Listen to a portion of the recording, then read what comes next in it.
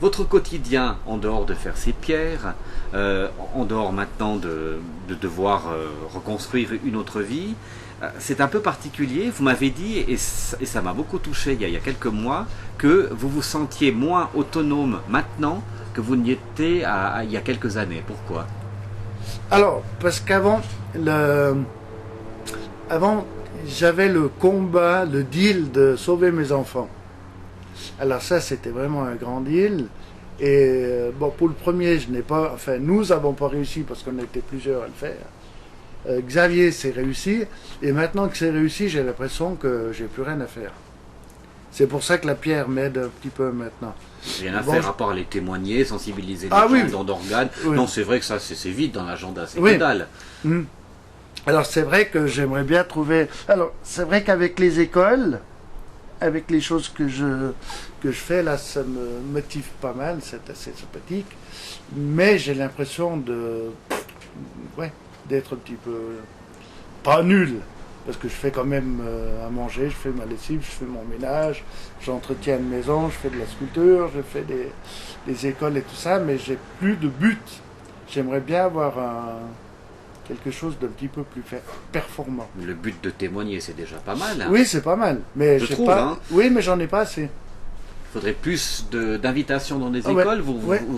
En plus, vous êtes bénévole, hein. C'est ce qui froisse des fois certaines susceptibilités, mais c'est pas grave. Oui, je suis bénévole. Ouais. Alors, je fais des fois des interventions qui sont très intéressantes. C'est gratuit, c'est bénévole, mais bon, apéro souhaité. Mais le message est passé, c'est bon. mais ça vient gentiment. Alors, c'est vrai qu'à niveau des écoles d'infirmières, ça passe bien. Niveau mais il n'y a pas assez. Quand vous êtes avec les tout petits, vous changez totalement votre discours. Vous parlez plus de votre handicap.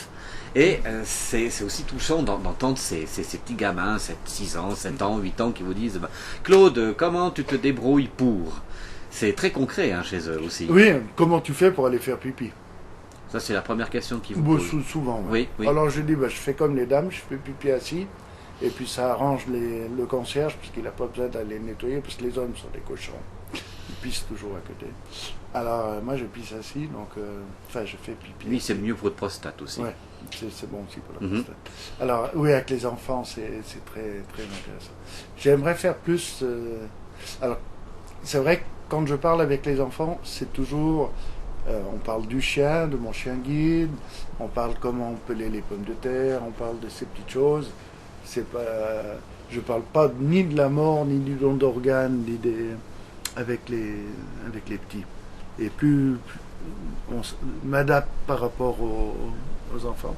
Et c'est assez surprenant parce que quand je discute avec les institutrices, elles me disent, dire que j'ai ces enfants depuis 6 mois, je les découvre maintenant parce que quand ils sont avec vous, ils parlent sans aucune gêne. Parce que les enfants, ils n'ont pas de gêne, parce que j'ai pas de regard sur eux. Et c'est la même chose quand je vais dans des institutions où il y a des handicapés physiques, en chaise roulante ou autre, les gens sont très à l'aise, parce que j'ai pas de regard sur eux.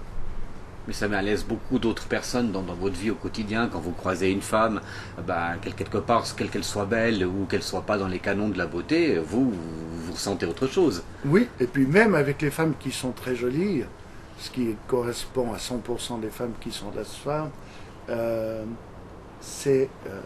n'ont pas mon regard sur elles.